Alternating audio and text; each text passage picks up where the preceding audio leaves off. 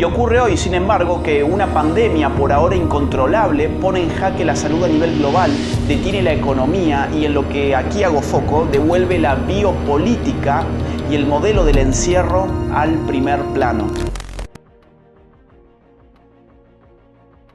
Agustín Laje, en uno de sus más recientes videos, plantea un escenario muy preocupante y desolador de cara al futuro inmediato de la raza humana, y tiene que ver precisamente con todo lo que está ocurriendo actualmente en el mundo. A continuación, en Impolíticamente Correcto, vamos a tratar desde el punto de vista, digamos, de la retórica y la dialéctica intelectual de desmontar un vaticinio muy preocupante y que tiene que ver con la forma en que los estados del mundo van a quedar inmediatamente después culmine este asunto, ¿no?, del patógeno y cómo nos está afectando en todo el globo terráqueo. Algo que, según plantea Agustín Laje, desmontará la noción misma del individuo y la libertad de él. Vamos en los próximos minutos a ver o conocer qué tan plausible o no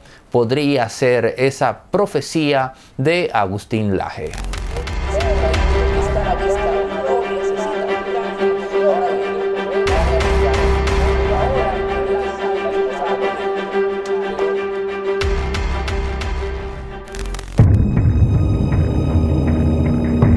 Muchas personas han puesto en tela de juicio la potabilidad intelectual de Agustín Laje. En lo particular, no me adhiero a esa corriente. Creo que es una persona intelectualmente bien formada y que tiene una intertextualidad muy versátil. Digo esto porque lo que sigue no es el típico ejercicio de desvestir un santo para vestir a otro. Simplemente me parece que en esta aseveración que acaba de hacer Agustín Laje en este video que ves ahora mismo en tu pantalla, tiene visos en los cuales podemos encontrar, por así decir, resquicios a través de los cuales pues meternos y poner el asunto patas arriba. Me parece muy ameno que Agustín Laje comienza su discurso pues atacando de una forma, si se quiere, un poco blanda a las personas, todo aquel que durante estos días de confinamiento involuntario o impuesto pues se ha dedicado a gastar su tiempo en la televisión, en Netflix, etc. Tiempos de encierro, supongo que muchos de ustedes ya estarán por el 5º capítulo consecutivo de alguna serie de Netflix. Pero honestamente hablando, esa es la libertad individual en su máxima expresión. Otras personas, como es el caso de él, como es el mío, pues preferimos invertir ese tiempo viajando por las páginas de distintos libros. Recientemente, en mi caso, casualmente me tocó leer una novela de un paisano, no un coetáneo de Agustín Laje, el señor Gabriel Rolón, Los Padecientes. Pero vamos al tema, vamos al asunto. Agustín Laje habla o externa una preocupación que él tiene muy genuina y aterrizada sobre cómo los estados de la noche a la mañana han recobrado vigor y presencia en la mentalidad colectiva, porque de repente quien puede defendernos de lo que está azotando al mundo, ¿no?, quien puede pues protegernos de este patógeno, no son las corporaciones, no es Microsoft, no es, digamos, Google, no es Amazon, no. Es el Estado que le toca dirigir a la nación en la que tú naciste. Y de repente ese Estado ya no solamente te está haciendo la vieja promesa de darte seguridad a cambio de que tú cedas tu libertad o cuotas más bien de tu libertad.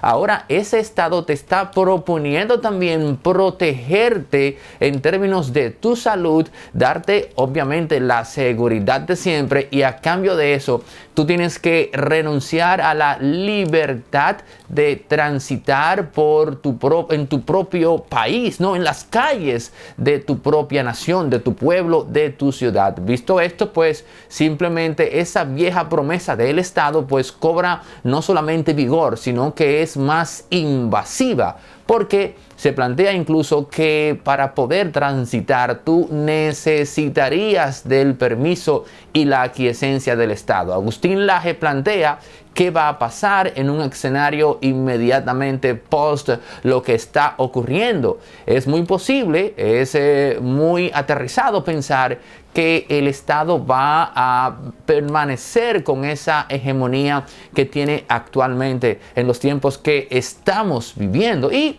en términos retóricos, lo que dice Agustín Laje pues es como que cuadra, como que 2 más 2 es 4. Ahora, sin embargo, en términos, si se quiere, literarios e históricos, quizás la razón no esté de su lado.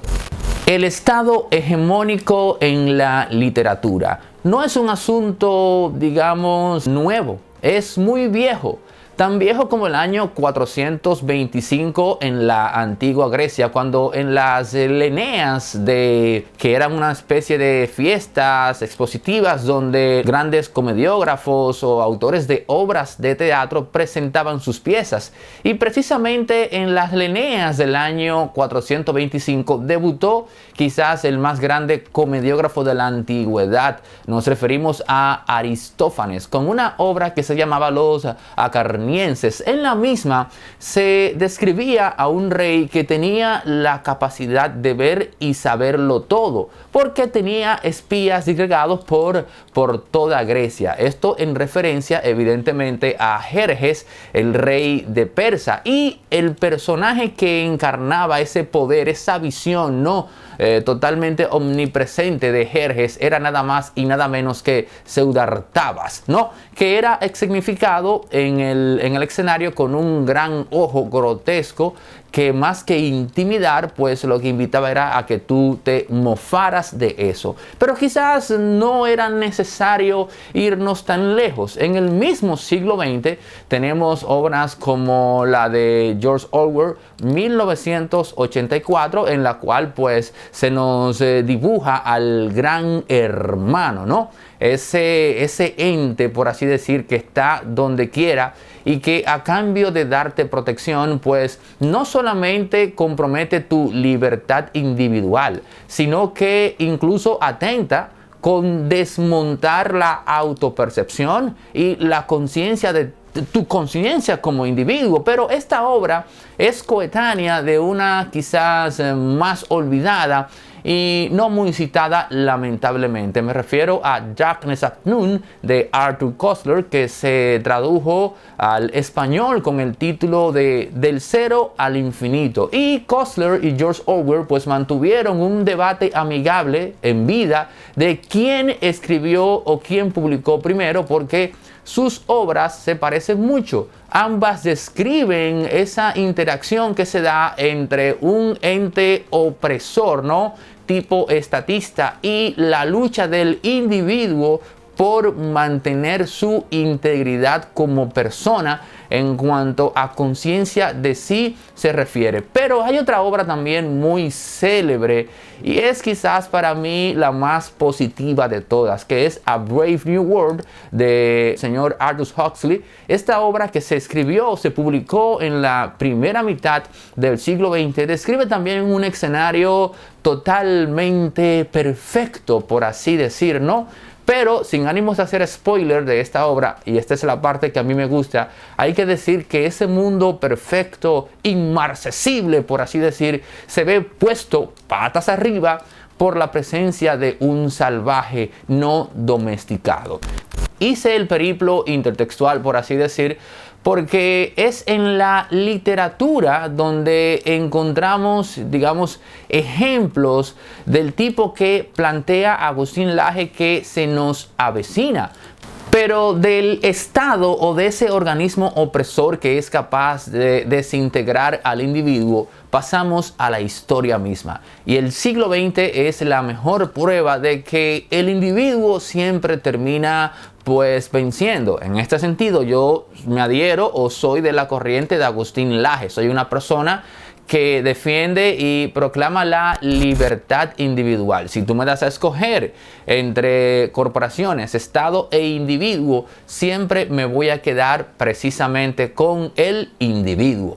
En el aspecto histórico, el siglo XX es la mejor prueba de que el individuo se sobrepone. Vamos a poner a la Alemania nazi por un lado, vamos a colocar por el otro a la Unión Soviética. La Alemania nazi duró prácticamente desde 1933 hasta 1945. Estamos hablando de un régimen de unos 12 años en los cuales ciertamente la libertad individual estuvo enteramente comprometida a tu empatía y compromiso político con dicho régimen. En la Unión Soviética de Stalin y lo que vino después con Khrushchev y demás, Chernenko, etc., ya ustedes conocen la historia. Era también un régimen político, social, en el cual lo individual quedaba enteramente adherido a tu fidelidad al partido. Pero noten que ambos regímenes cayeron, uno 12 años después,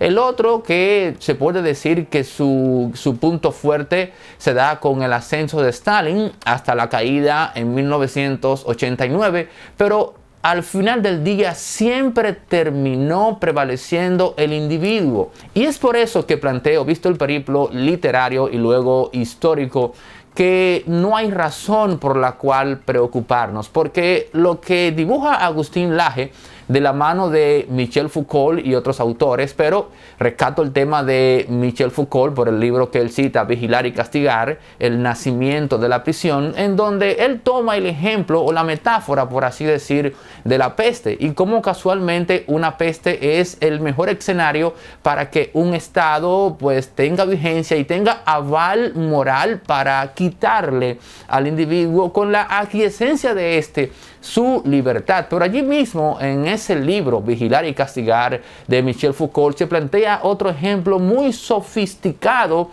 de cómo se puede aniquilar el individuo. Y es el panóptico de Jeremy Bentham. El panóptico no es más que una especie de prisión, quizás la más sofisticada de todas, porque allí los reos están sin la más mínima vigilancia física de un guardia, ¿no? Pero aún así están cautivos y no salen. ¿Pero por qué no salen? Bueno, pues porque en el centro hay una especie de cilindro erguido en el cual en la cúspide del mismo, en el receptáculo que hay allí, se supone que hay una persona que está vigilando esta cárcel que tiene forma de círculo. De manera pues que este individuo que está allí arriba tiene la capacidad en una visión 360 y esto le permite saber a todo segundo quién se está escapando. Pero la realidad es que no existe tal individuo en dicho receptáculo. La existencia del mismo está solo en la cabeza de los reos. En pocas palabras, el panóptico es una cárcel mental, la más sofisticada y eficiente de todas. Tenemos que apostar al final del día a que el individuo va a prevalecer. Si tú eres una persona amante de las libertades individuales, como lo es el mismo Agustín Laje, me parece que no hay razón para adherirnos al temor que vaticina Agustín Laje, porque simplemente a este segundo existe una lucha entre las grandes corporaciones y los estados del mundo. ¿O tú crees acaso que a Google, a Microsoft, a Apple y demás colegas les es muy grato saber que la Unión Europea les está poniendo sanciones a cada rato de decenas de millones de dólares porque supuestamente, según dice la Unión Europea y otros estados, pues estas grandes corporaciones han montado todo un sistema muy sofisticado de lavar o de evadir más bien el pago de impuestos? No, esa realidad ha dado pie a que estas corporaciones se planteen cómo desintegrar esos estados. Y el tema de la corrupción a nivel global no es más que precisamente una agenda que sirve como coartada o cortina de humo para, dado un momento histórico determinado, presentarle a la raza humana la opción de vivir sin política y que sea la inteligencia artificial quien haga gobierno. Entonces queda la pregunta: ¿cómo el individuo como tal vivirá mejor o tendrá más libertad? ¿Bajo la propuesta de las corporaciones o bajo el manto de la noción de un Estado tal cual lo conocemos? Me parece a mí que si vamos a hacer profecías, es hacia ese dilema que debemos dirigirnos. Los estados, históricamente hablando, en términos literarios incluso, nunca han terminado por prevalecer ante los o por encima de los individuos. En el futuro no tiene por qué ser diferente. Si te gustó el contenido, el análisis, simplemente suscríbete si no lo has hecho y comparte estos contenidos en todas tus plataformas sociales. Con eso es más que suficiente para que apoyes una forma diferente de analizar la realidad de República Dominicana y el resto del mundo. Impolíticamente correcto, la visión de Aneudi Santos.